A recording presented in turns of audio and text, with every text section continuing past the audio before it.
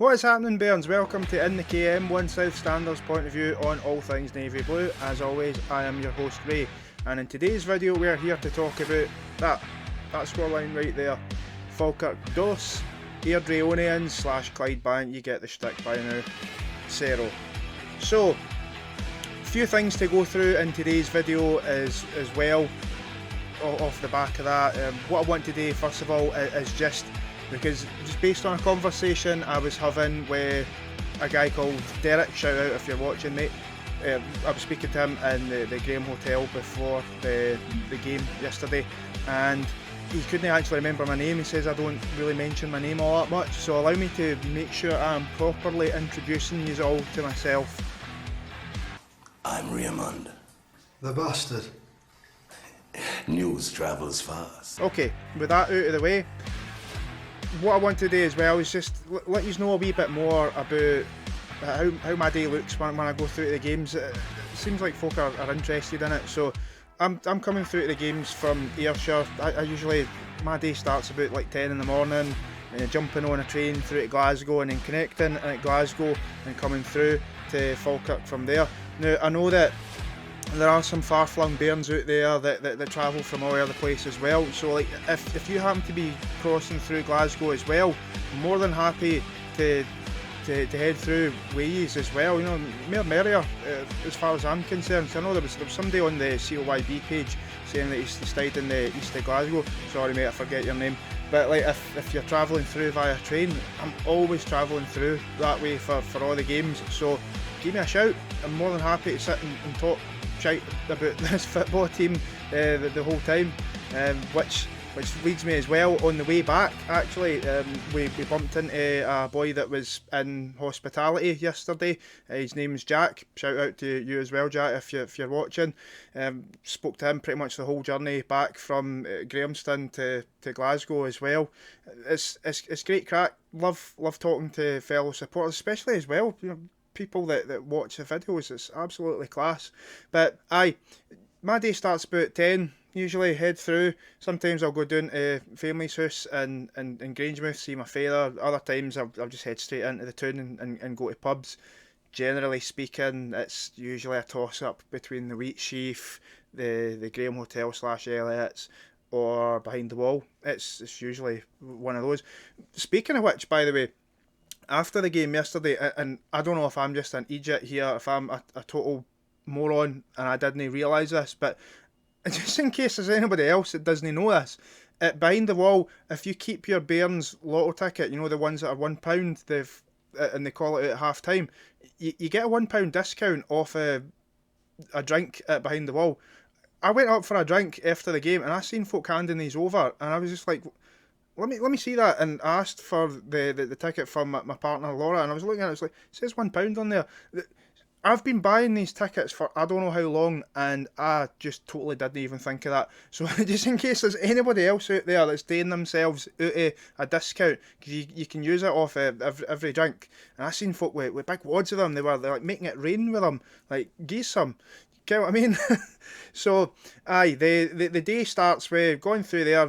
Yesterday went through to the Graham Hotel. It's really, really packed in there, by the way. You couldn't swing a cat in there. So, a few pints, and we'd already left it a bit too late yesterday because we were running a wee bit late. I don't think we actually got through till nearly about 1 o'clock, so no space on the bus. So, it's drink a few pints, and then it's time to play the game. It's time to play the game. Time to play the game.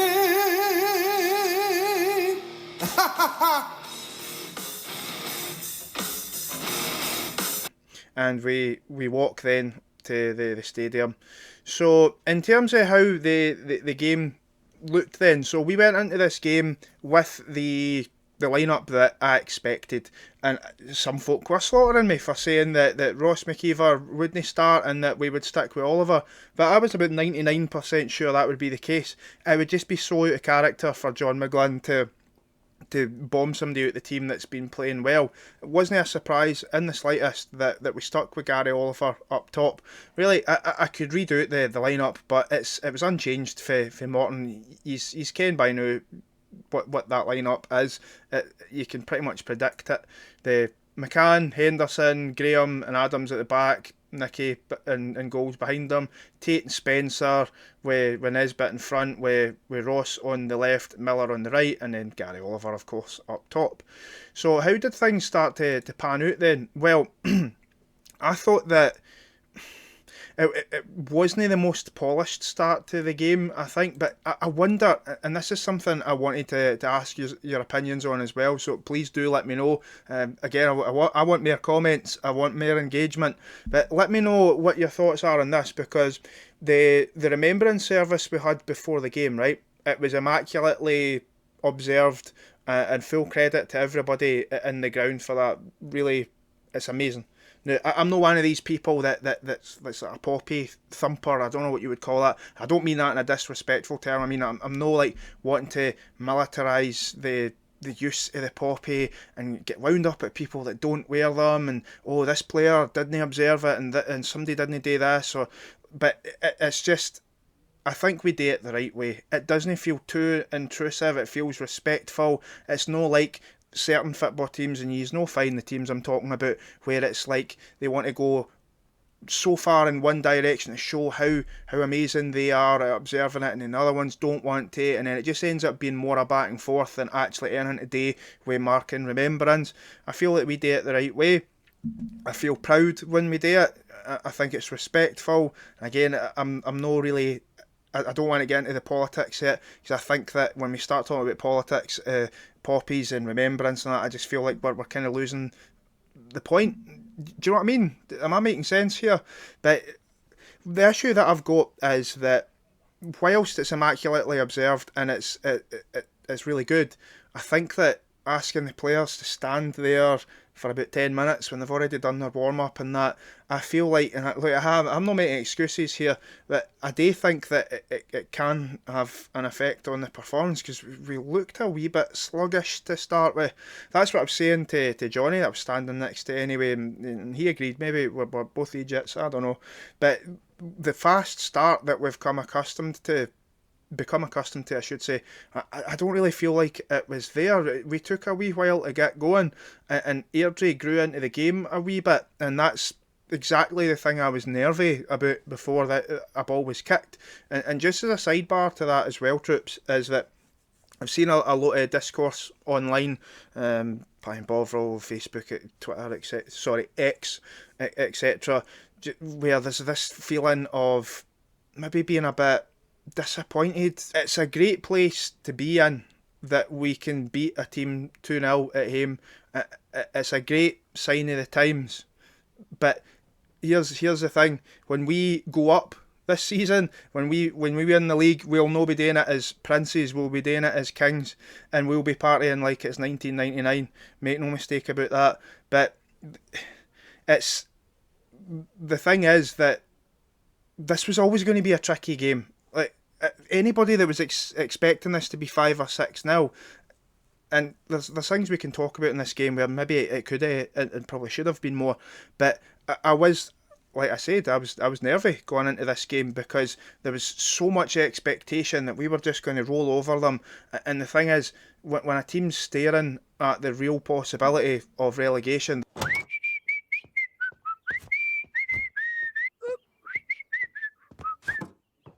they're going to fight harder and harder, especially against the best team in the league, because that's the one that they know they've got to play their absolute best against.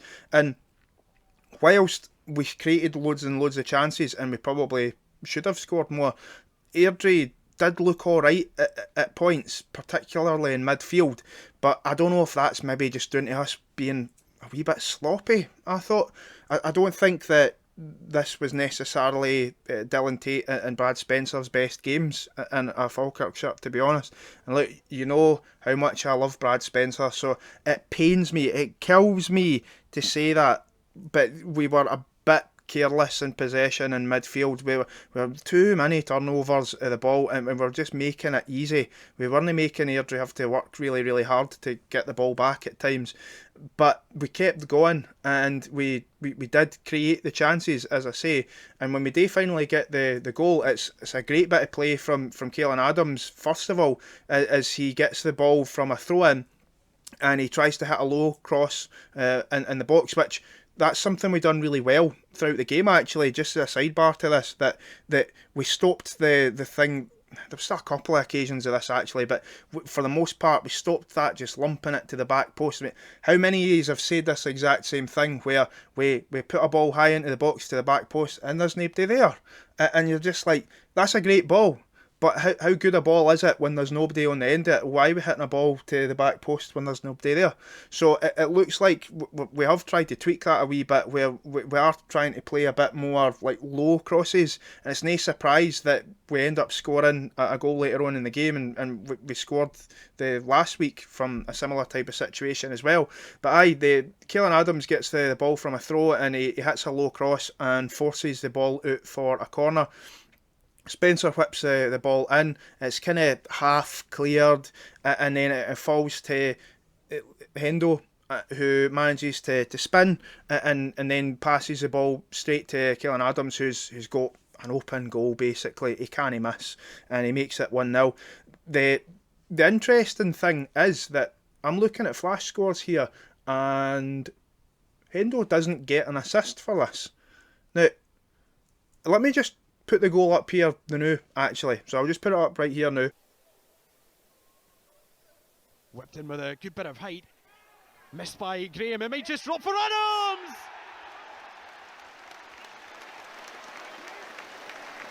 Falkirk superstar fullback makes it 2 goals in 2 games. We spent so long trying to find that first goal, and of course, 2 come along in the space of 2 weeks. Caelan Adams is absolutely flying. The Diamonds are 1 down, and Falkirk have found an ace. It's Falkirk 1, Airdrie'S 0. Brilliant.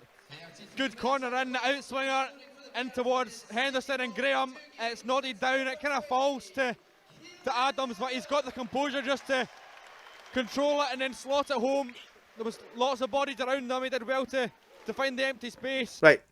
Am I crazy, or does Hendo pass that directly to Adams? Why is he not getting an assist for that? I don't know. But in terms of other chances, I mean, Brad Spencer's had a couple of really good opportunities where he's done side fits, and the keeper's made a good save, and on his right foot and then on his left foot as well. All Brad needed today was try and attempt with a header, and it would have been a perfect hat-trick of misses. There's another really, really good chance as well where it falls to Nisbet, and he's got an open goal. All he's got to do is just get it away for the goalkeeper. The keeper, Kieran Wright, by the way, who had an absolutely outstanding game, he makes a tremendous save with his legs. Now, at the time, in the stand when I was watching this, I thought it was a sitter, and when I watch it back on the highlights, it's when a keeper makes a save like that, it really depends on which side of the fence you're on, doesn't it? Because it's arguably a sitter from Aidan Nisbet, but it's a tremendous save, isn't it? It's, if Nicky Hogarth makes that save, we're all absolutely gone on about it for weeks. It's a brilliant bit of goalkeeping. When I used to play, I always played as a goalkeeper, so I appreciate tremendous goalkeeping like that. It's a phenomenal save, it really is, because I don't think Nisbet really does a lot wrong here. He gets it into the corner, and keeper just guesses the right way and just flings his legs at it and manages to stop it. It's brilliant. Still think we probably should be scoring at this point.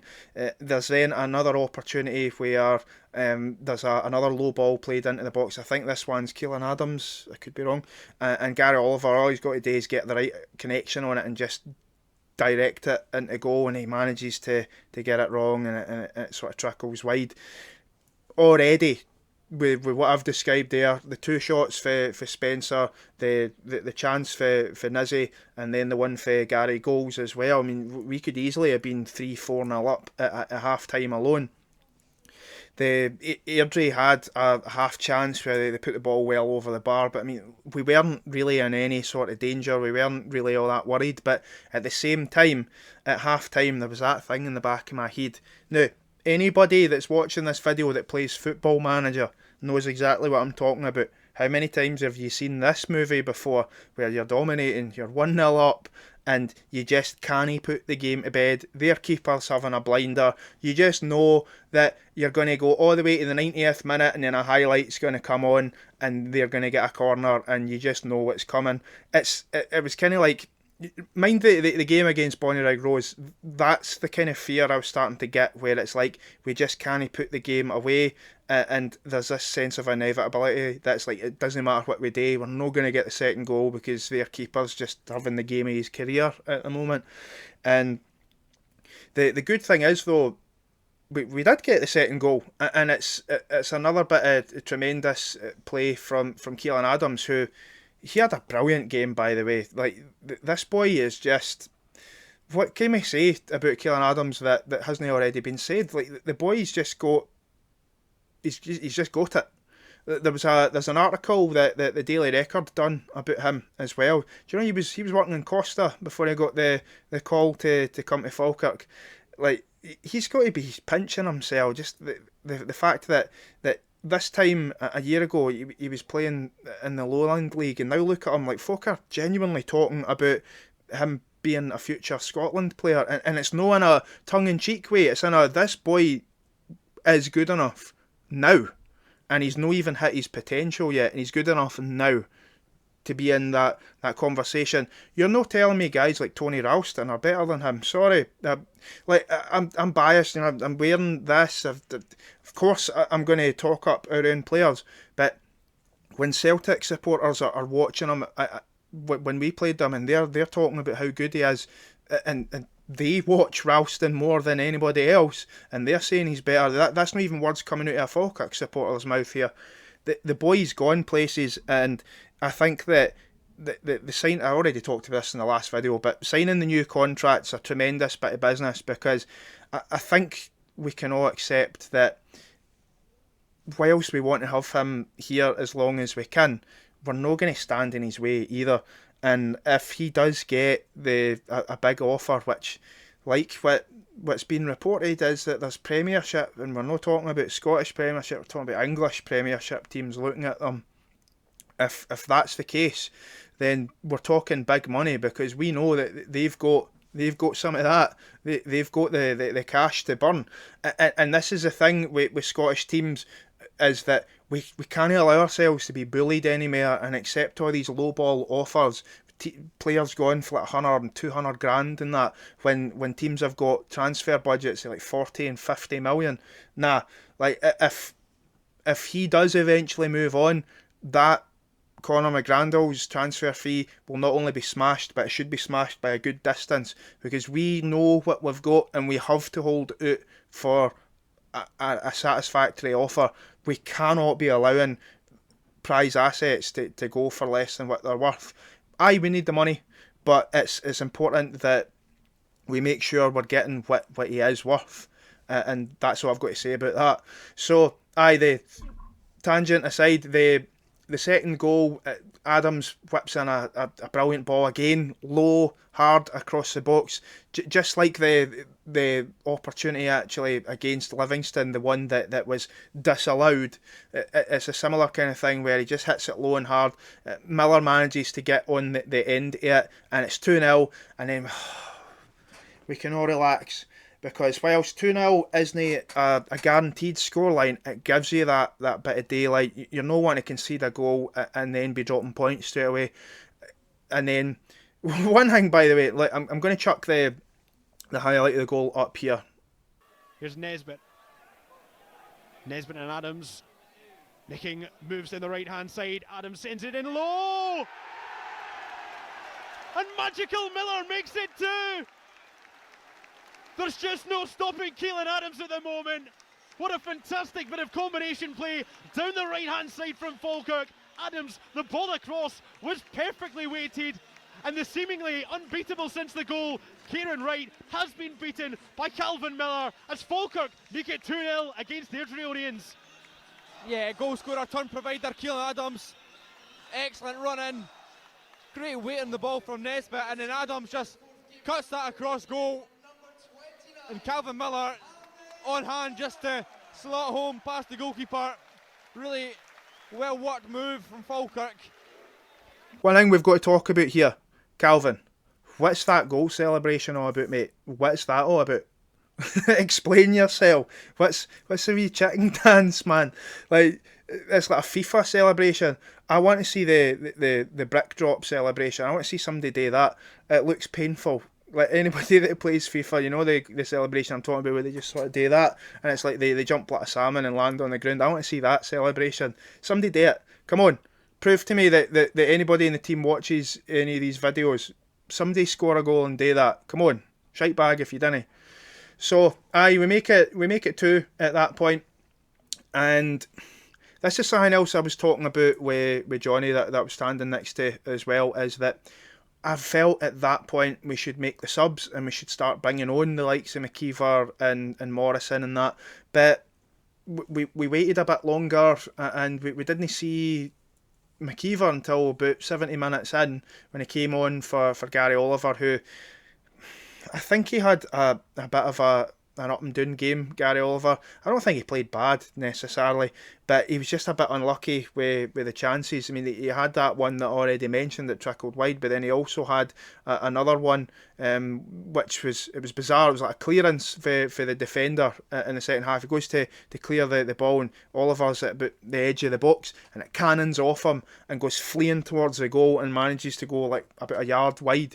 And it's just one of the instances where he hasn't got a clue what's going on there. Like, he's no stuck a foot out of that. It's just like ballooned off him. It would have been absolutely hilarious to see a goal like that get scored. He has another chance as well, and he's not able to capitalise on that as well. It was a kind of similar game for Ethan Ross as well. I actually do think that Ethan Ross had a really, really good game. I think that he worked really, really hard. See how many times he would just drive forward with the ball, he would pick up the ball and drag the team up the pitch. He's got such a drive, he's so direct, and it's one of the reasons why he's one of our better players, because he is quite different from everybody else in the team, where people are maybe looking to pass and slip other folk in. But the first thing Ethan Ross wants to do is he wants to dribble with the ball and he wants to go at defenders. But he's no one of those one-dimensional wingers where, and we all ken the exact type of winger I'm talking about, where they just keep running into defenders all the time and losing the ball and losing the ball and losing the ball. With Ethan Ross, he can go left and go right, he can cut into the middle. Like, he's dynamic. He can go a number of different ways, and it makes it really, really difficult for defenders. I mean, how often have you seen teams double up on Ethan Ross and he still manages to get past them because they just can't predict what way he's going to go? He's another one that, like, just as a sidebar to talk about for a minute, Ethan Ross is somebody that could also make us quite a lot of money, because I think that, what age is he, 23? I think that he's no hit his potential yet either. I think there's improving to come for him as well. And again, I can't praise the boy enough, because he's the perfect model of professionalism and about biding your time and waiting for your opportunity, because we didn't see this for him that much last season. He was I don't want to say a bit part player, but he certainly was coming off the bench a lot, and he wasn't having the impact that he's having now. And it just goes to show that sometimes it's about waiting for your opportunity, and when you get that opportunity, you grab it with both hands, because the boy's undroppable at the moment. There's no chance he comes out of the team. He's one of our best players, and likewise with Calvin Miller as well. Like we've spoke about before on the channel, Calvin Miller struggled a wee bit to adapt to playing on the right, and I don't think that's unfair to say that. I'm sure he would agree with that assessment. He was a bit uncomfortable looking, but at this point, would you genuinely put Callum Morrison in ahead of him? You can't. You can't put him in ahead. And look, he's up on the wall. Like, let me move it the way. He's up on the wall right there. I love Callum Morrison. I think that when we go back to the Premiership, if calm down, John. If we go back to the Premiership, the fact that he's been here since it all really started to go wrong, he's been here the longest, he deserves it more than anybody else, and guys like Nizzy as well, but it's not really about that. But Morrison deserves to still be here, but at this moment, and everybody else has had their shot as well. We've already spoke about Ethan Ross. It's his turn to sit on the bench while he watches Calvin Miller do bits every single week. Calvin Miller has now scored 4 goals in the last 4 games. He's on some form, and the only reason he didn't win Player of the Month is because Ethan Ross was just that 1% better than him. But Calvin Miller, make no mistake about it, troops, Calvin Miller's been absolutely sensational over the last few games, and it's the thing that I really like about what Calvin Miller's done is it feels like he's taking his game to the next level, because one of the criticisms you could level at him last season was, and even particularly earlier on in the season as well, he wasn't clinical in front of goal, he would waste a lot of chances. If he went one-on-one with a goalkeeper, you didn't really believe he was going to score, whereas now he's getting on the end of crosses, he's wanting to get into central areas, the chances he's scoring striker chances. He's not scoring a typical kind of winger goal. He's in central areas when he's scoring these goals, and that's the thing that I think that it just shows you how good a manager John McGlynn is, because we have evolved our game, we've taken it to the next level, and Gary Oliver, like I said, I've said this before, Gary Oliver's a big part of that as well, because he doesn't get in other people's road. He's a team player, he's a water carrier, and I don't mean that in a disrespectful term in the slightest, but he's happy to play the support role and stay out of the road. Guys like Ethan Ross and Calvin Miller, and let them influence the game and let them score the goals. It's no surprise that these two guys are scoring all the goals at the moment, and it's crazy that Callum Morrison is the one sitting on the bench watching this, because this system would suit him to a T, but he just can't get into the team because Calvin Miller's too good, and that's just the way it is. And it's going to be a really interesting balancing act for John McGlynn, because whilst there's that close-knit thing with the team at the moment, surely Callum Morrison's going to eventually want to start playing more than 14-15 minutes a game when he's considered a key player. Do you know what I mean? Like, it would be interesting to see what happens in the next few games, because I thought that we would maybe give Morrison a bit more time, but we gave him less time than last week. And how is he going to build his fitness if he's no playing all that often? And the thing as well is that in terms of man of the match, by the way, I gave it to Calvin Miller. I said that, and I'm not just saying that because the Tannoy announcement said it as well. I was talking about it with Johnny, and we both agreed that it was Miller. It was between him and Adams. The reason I went with Miller, not just because he scored, but because there was a time where the ball was lumped forward and he had to run about 40-50 yards to get to it, right? And he manages to get to it, and then he wins us a corner. And you could just see he was absolutely knackered. I mean, he was blown out of both ends. Like, he was totally gone at that point. And I'm like, that's a guy that's completely ran himself into the ground in this game. He deserved to be subbed because he'd given everything. I just think that it was crazy that McGlynn waited until 76 minutes in before he did sub him, because he was knackered. How many times does Calvin Miller pick up the ball and he's got to run 40 or 50 yards to get to it? Like, he is a phenomenally fit guy. Like, fantastic performance by him. I think he definitely deserves man of the match. Could easily go to Keelan Adams as well, or even Ethan Ross. Just because he didn't score doesn't mean he didn't play great, because he did. So 76 minutes in, we bring on Agyeman in place of Miller. We also bring on Callum Morrison in place of Ethan Ross, and Michael McKenna in place of Nesbitt, and Yates comes on in place of Tate. Those last two subs were a little bit later, actually. That was 84 minutes in that happened. One thing to talk about as well is, where does Mikey McKenna fit into everything? Because I would say, now, please do correct me if I'm being harsh here, please do, but is it harsh to say that McKenna isn't really fitting in? I don't see where he fits in all of this. I really don't. He's not had a moment. He's not had anything yet to announce his arrival. Really, if he were to depart the team tomorrow, I'm not saying he will, but if he was to depart the team tomorrow, what would he be remembered for? Getting sent off against Celtic. That's really about it. And I just feel like, is it a confidence thing? What is it that's missing at the moment?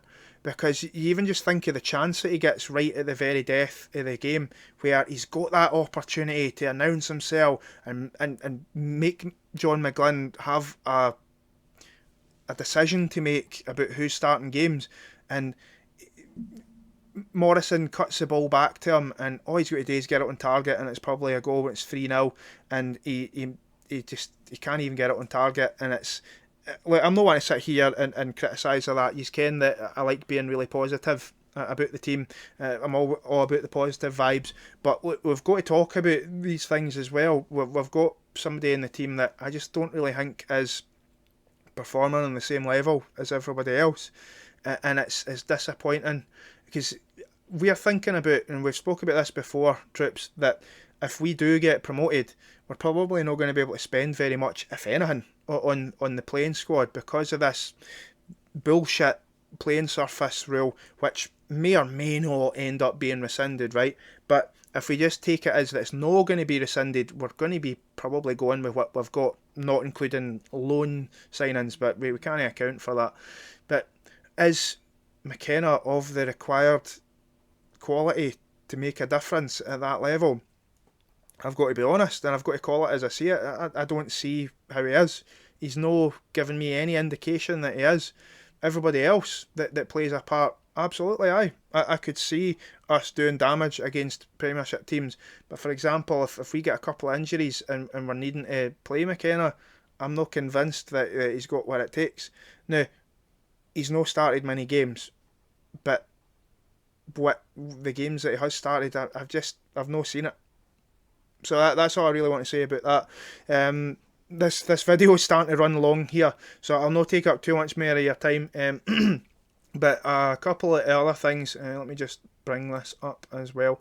A couple of other things to talk about as well is just and how the things are looking from the Airdrie'S standpoint as well. Now, we're a Falkirk channel, but just to talk about how things are looking for them. I jumped onto Pie and Bovril last night, and I was just looking at what their supporters were saying about things, and they said that they were pretty happy with the 2-0. They thought it would be worse, and a lot of the discussion is that it seems like folk have almost just accepted at this point that they're going to get relegated. And as we've been there ourselves in 2019, you will all know exactly how that feels, but it's crazy that 13 games into a season, folk have already resigned themselves to getting relegated. It's absolutely maddening when you think about it. It truly is. You can't be accepting relegation 13 games into a season. We're not even at the halfway point. They've got Dunfermline away up next, and if they lose to the Fifers, that will be them 7 points. A distance between bottom and second bottom. That's a long way back at such an early stage of the season. You've got to imagine that before too long that Airdrie start thinking about making a change for the gaffer. It's just one of the things. Now, I've went back and forth on this, right? Like, I've went back and forth on I'm not wanting to see teams get relegated, and I feel sorry for their supporters and that.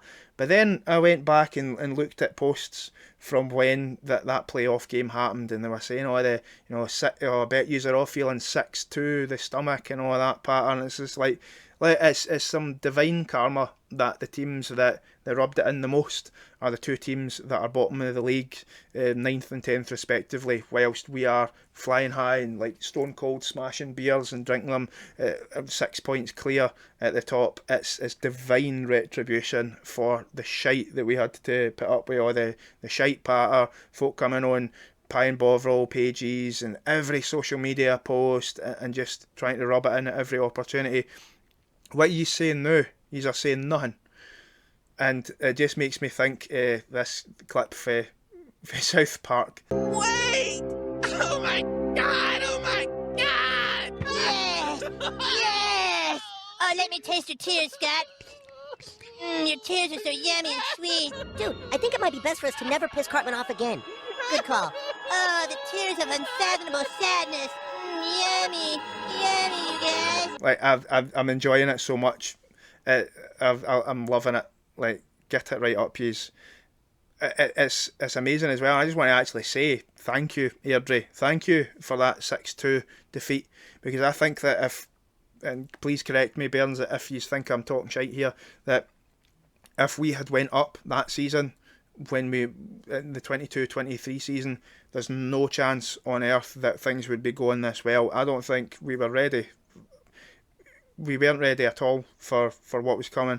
We needed to get completely humbled like that to realise what we needed to do, and you've got to give immense credit to John McGlynn and Smudger and the rest of the backroom staff, because we went back to the drawing board and we realised, no, we need top quality in this team to take us to the next level.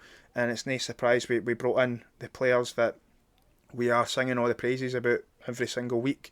These guys have made such a huge difference. And are we at a point now where we can dispel the memory of the 6-2 and start looking at it as a positive? I feel like we can. I feel like we can look back on that and think, wow, look how far away we were from where we are now. It's a point where I don't think any Airdrie fan can try and bring up that result and try and wind anybody up, because it just shows you how far they've fallen since then and how much we've climbed up since then. If they're no careful, by the way, their Christmas this year might look a wee bit like this.